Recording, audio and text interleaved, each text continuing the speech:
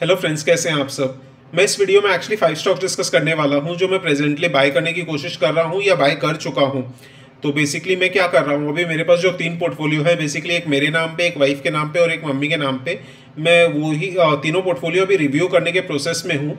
And कुछ stocks जो मुझे अच्छे नहीं लग रहे या ओवर वैल्यूड लग रहे हैं या उनके फंडामेंटल्स चेंज हो गए हैं या इंडस्ट्री कंडीशंस चेंज हो गई हैं, तो उन बेसिस पे अगर मुझे कोई स्टॉक अच्छा नहीं लग रहा तो मैं उसको, चाहे लॉस में है, उसको सेल कर दे रहा हूँ। एंड कोई ऐसा स्टॉक जो मुझे लग रहा है कि नहीं, ठीक ठाक प्रॉफिट हो चुका है एंड आगे उतना पोटेंशियल नहीं है, तो मैं उसको भी सेल कर दे रहा हूँ। तो बेसिकली क्या हो रहा है, profit and loss to some extent trade off हो जा रहा है। एंड टचवुड अभी भी ठीक ठाक प्रॉफिट में चल रहा है, इतनी गिरावट के बाद भी पोर्टफोलियो, क्योंकि मैंने काफ़ी स्टॉक्स काफ़ी सही लेवल पे बाई किए थे। बट ऑब्वियसली जैसे मार्केट चल रहा है, कोई बड़ी बात नहीं है कि with in a few weeks मेरा पोर्टफोलियो भी, ओवरऑल पोर्टफोलियो भी फ्लैट आ जाए या नेगेटिव में आ जाए। मार्केट से कुछ कहा नहीं जा सकता, बट स्टिल जो फंडामेंटली गुड कंपनीज है उनको मैं अभी सेल नहीं कर रहा हूँ। तो इसी बात पे वीडियो आज स्टार्ट करते हैं। एंड ये वीडियो काफ़ी इंपॉर्टेंट होने वाला है। इस वीडियो में भी ये डिस्कस करने वाला हूँ कि मार्केट्स अभी कहाँ स्टैंड कर रहे हैं, आने वाले दिनों में हम लोग क्या एक्सपेक्ट कर सकते हैं मार्केट से, एंड फ्रैंकली अभी हम लोगों को क्या करना चाहिए इन मार्केट कंडीशंस में।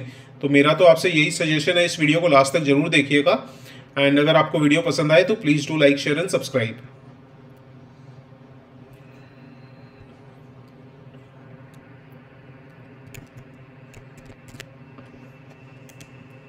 तो सबसे पहले एडवांस डिक्लाइन रेशियो 0.48 का था, काफ़ी ख़राब था।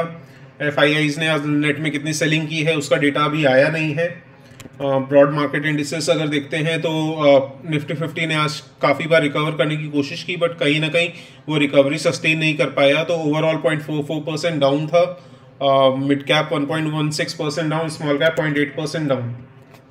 उसके बाद आप अगर इस पे इंडिसेस पे ध्यान देंगे तो निफ्टी 50 का पी 18.92 हो चुका है एंड स्मॉल कैप 100 का 18.19 हो चुका है। एंड जब मार्केट्स पीक पे थे तो एक समय पे निफ्टी स्मॉल कैप का पी जो है वो मोर देन 50 हो चुका था। तो यही होता है जब गिरावट होती है या मार्केट प्रेशर में होता है, तो स्मॉल कैप और मिड कैप में सबसे ज़्यादा बीटिंग मिलती है। But at the same time अगर वापस सेंटिमेंट्स चेंज होते हैं, मार्केट्स वापस बुल रन में आते हैं, तो यही वो स्टॉक्स हैं जो फिर से बहुत तेज़ी से भागेंगे और निफ्टी 50 को पीछे छोड़ देंगे। ब्रॉड मार्केट इंडिसेस देखते हैं, बेसिकली कुछ सेक्टर्स ही पॉजिटिव में थे या हल्के फुल्के पॉजिटिव में थे, बट काफ़ी सारे सेक्टर्स नेगेटिव में थे। बट फोकस अपने निफ्टी बैंक पे कर सकते हैं, क्योंकि अभी निफ्टी बैंक काफ़ी अच्छे वैल्यूएशन पे आ गया है। प्राइस अर्निंग्स रेशियो 16.35 का है। बैंकिंग सेक्टर के हिसाब से ये प्राइस काफ़ी रीजनेबल है।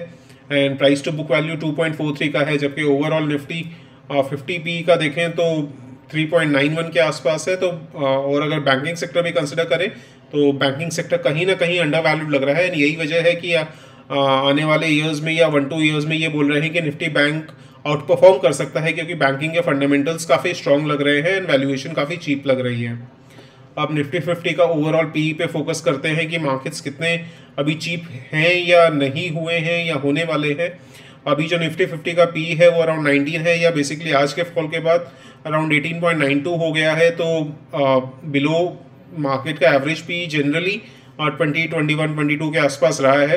तो कहीं ना कहीं ऑब्वियसली थोड़ा चीप तो हो गया है, बट क्योंकि सेंटिमेंट्स काफ़ी ख़राब हैं, क्योंकि क्या हो रहा था जब बुल रन में, ज़्यादा टाइम नहीं, 1.5-2 साल पहले ही जब कोविड के बाद मार्केट्स रिकवर कर रहा था, तो रिकवरी में निफ्टी 50 का पी 40 क्रॉस कर गया था। तो वहाँ इतना ज़्यादा ग्रीड का माहौल था या इतने ज़्यादा पॉजिटिव सेंटिमेंट्स थे, तो ऑब्वियसली निफ्टी 50 कभी 40 के ऊपर जनरली ट्रेड नहीं करता था पी पे, बट उस टाइम ट्रेड कर रहा था। तो कहीं ना कहीं वो बुल रन काफ़ी ज़्यादा एक्सटेंड हो गया था। तो अभी जो बेयरिश जो ट्रेंड चल रही है वो कहीं ना कहीं बिलो 20 आ गया है निफ्टी, मोर देन 40 से अभी 19 पे खड़ा है। तो कहीं ना कहीं वैल्यूएशन काफ़ी चीप हो गई है, बट स्टिल अभी जो फियर का माहौल है, पैनिक का माहौल है, उससे कहा नहीं जा सकता कि मार्केट्स कितने हद तक ओवर रिएक्ट करेगा, क्योंकि ऑब्वियसली पागलपन का कोई हद नहीं होता। रैशनैलिटी अगर सैनिटी से बोले तो मार्केट्स को यहाँ से रिकवरी लेनी चाहिए कि, लेकिन क्योंकि market any time over react करता है, एक पेंडुलम की तरह होता है। जब ऊपर जाता है तो बहुत तेज़ी से ऊपर जाता है, नीचे आता है तो वापस काफ़ी नीचे जल्दी आता है। तो एवरेज जो है, आप पेंडुलम देखेंगे, एवरेज उसका बीच में रहता है, लेकिन बीच में पेंडुलम कितना टाइम रहता है, बहुत कम। तो कहीं ना कहीं अभी डाउन साइड के कगार पे है। ओवर रिएक्शन कितना टाइम तक चलता है वो देखना पड़ेगा। उसके बाद निफ्टी 50 का जैसे अगर हिस्टोरिकल पी देखें लास्ट 5 ईयर्स का, तो अगर आप देखते हैं कोविड के बाद जो ड्रॉप हुआ था, इसमें जो ब्लू लाइन है आप वो निफ्टी 50 की प्राइस अर्निंग्स रेशियो की लाइन है।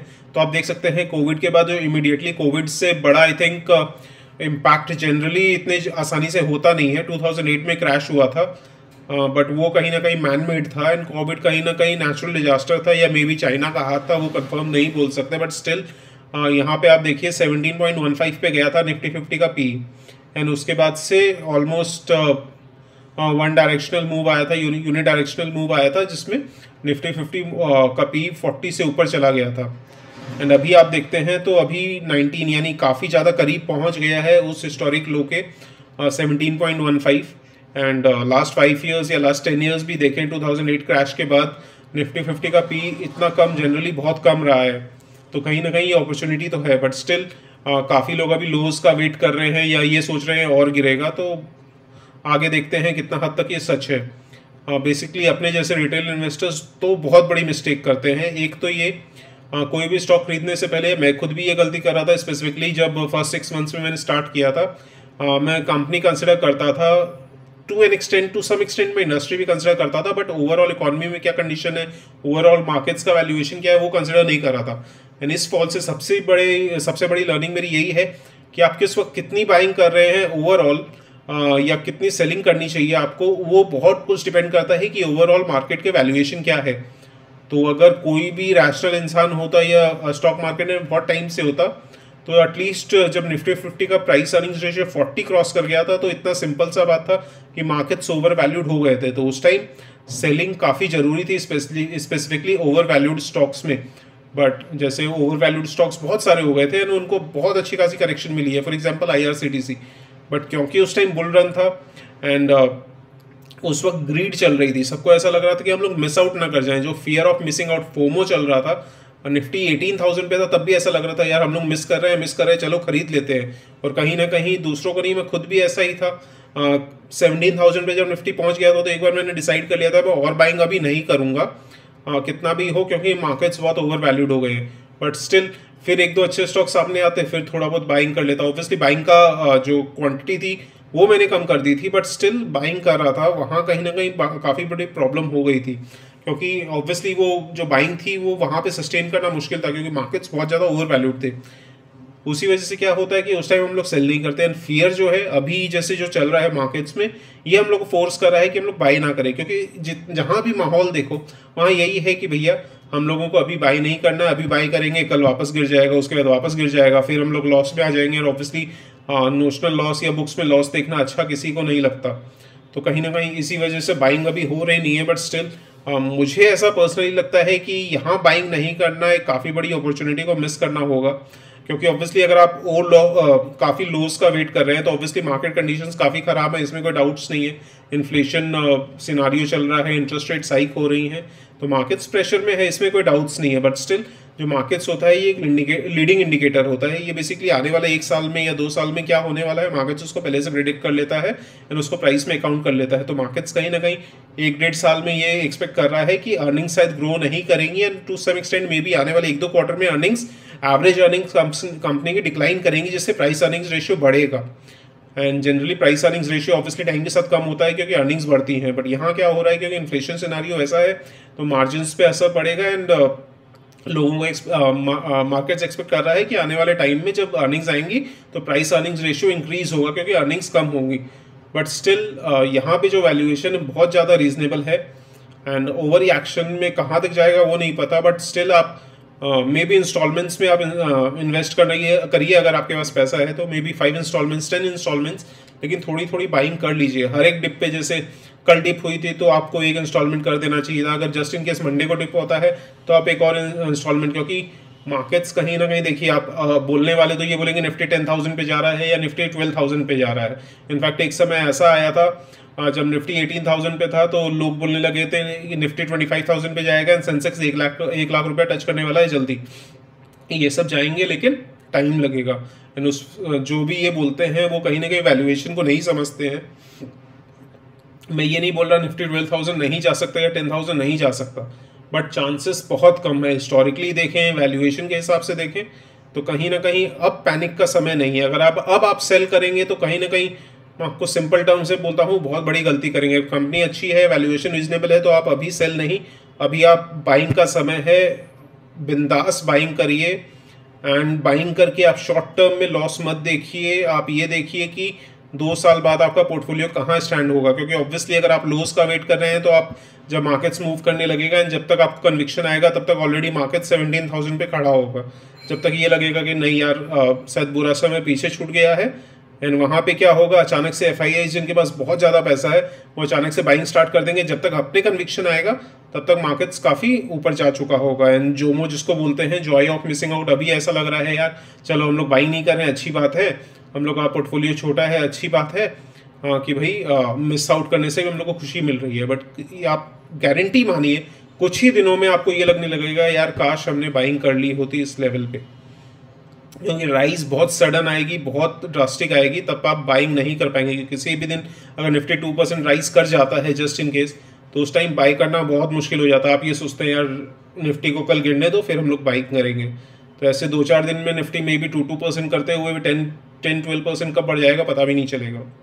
एंड टेक्निकल्स की बात करते हैं, ऑब्वियसली कल जो देखने को मिला मारू बोजू पैटर्न बना था, जिसका बेसिकली ये मतलब है कि बेसिकली जहाँ रेड बेरिश माजू क्या बोलते हैं यार, जो भी बोलते हैं, उसके बाद जहाँ पे हाई पे खुला उसके बाद जो इसका क्लोजिंग था एंड जो लो था वो ऑलमोस्ट कोइंसाइड कर गया था, तो पूरा का पूरा रेड कैंडल बन गया था। एंड अपर शैडो या lower shadow almost non existent थी। एंड आज जो बना है डॉजी कैंडल स्टिक बना है। डॉजी स्टार में क्या हो रहा है, basically opening and closing price एकदम पास में है, तो ये कहीं ना कहीं ट्रेंड रिवर्सल को थोड़ा बहुत इंडिकेशन दे रहा है, बट इतना स्ट्रॉन्ग सिग्नल नहीं है।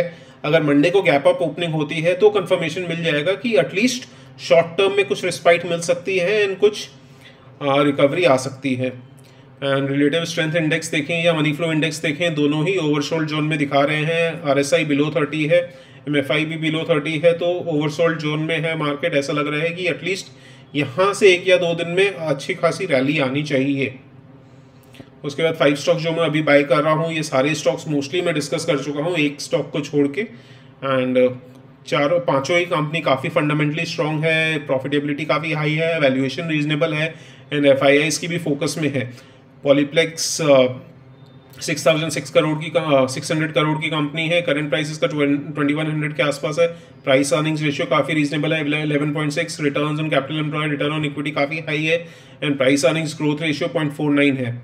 एंड एफआईआईस भी इसमें रेगुलरली अपनी होल्डिंग इंक्रीज कर रहे हैं, तो ये काफ़ी पॉजिटिव हो जाता है। ये बेसिकली पैकेजिंग इंडस्ट्री में है एंड इसका फ्यूचर आउटलुक काफ़ी ब्राइट लग रहा है, क्योंकि ग्रोथ कंपनी अच्छा खासा दिखा रही है लास्ट फ्यू क्वार्टर्स से। उसके बाद केईआई इंडस्ट्रीज, ये बेसिकली रियल एस्टेट का प्रॉक्सी हो गया कहीं ना कहीं, वायर्स एंड केबल्स में डील करता है, फंडामेंटली काफ़ी स्ट्रॉन्ग है, ग्रोथ अच्छा खासा दिखा रही है, रिटर्न प्रॉफिटेबिलिटी अच्छा खासा है, प्राइस अर्निंग्स ग्रोथ रेशियो 0.9 का है, रीजनेबल है एटलीस्ट जब तक बिलो 1 है। तो केईआई इंडस्ट्रीज़ को आप ऑब्वियसली कंसिडर कर सकते हैं। एफआईआईस ने इस कंपनी में अपनी होल्डिंग रेगुलरली इंक्रीज की है, वो भी अच्छे खासे अमाउंट से। उसके बाद एक और कंपनी जो रिसेंटली या काफ़ी दिन से मैं ट्रैक कर रहा हूँ बट मैं बाई नहीं कर पाया हूँ, बट स्टिल अब मैं सोच रहा हूँ उस कंपनी को जल्दी बाय करूँगा या स्टॉक को बाय करूँगा। ट्यूब इन्वेस्टमेंट्स 28,000 या 29,000 करोड़ की कंपनी है। Return on capital employed, return on equity जैसा आप देख सकते हैं अराउंड 29% है। Price earnings growth ratio around 1 है या 1.03 है। एंड एफआईआईस भी इसमें इस कंपनी में भी रेगुलरली होल्डिंग इंक्रीज कर रहे हैं अपनी। जीएनएफसी कहीं ना कहीं फर्टिलाइजर कंपनीज को लेकर मैं बहुत बुलिश हूँ, एंड इस कंपनी का वैल्यूएशन काफ़ी रीजनेबल है, प्रॉफिटेबिलिटी काफ़ी हाई है, एंड एक्सपेंशन पे कंपनी अच्छा खासा ध्यान दे रही है। एंड आप इसमें देख सकते हैं प्राइस अर्निंग्स ग्रोथ रेशियो सिर्फ 0.13 का है, तो इस कंपनी को बाय करना तो बनता है। 9,000 करोड़ की कंपनी है, गवर्नमेंट का भी अच्छा खासा फोकस है फर्टिलाइजर सेक्टर पे, तो ये आने वाले टाइम में काफ़ी ज़्यादा रिटर्न्स दे सकती है। एंड इसमें भी एफआईआईस की होल्डिंग इंक्रीज हो रही है रेगुलरली।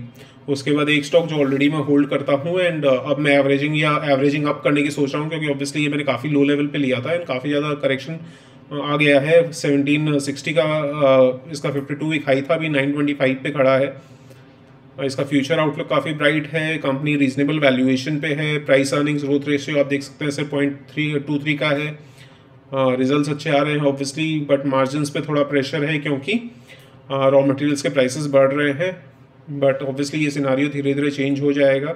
एफआईआईस की भी होल्डिंग अभी एफआईआईस की उतनी ज़्यादा फोकस में नहीं है, बट ओवरऑल अराउंड 5% के आसपास है, तो ये स्टॉक ऐसा है जो मुझे लगता है कि आने वाले टाइम में काफ़ी अच्छा रिटर्न्स दे सकता है।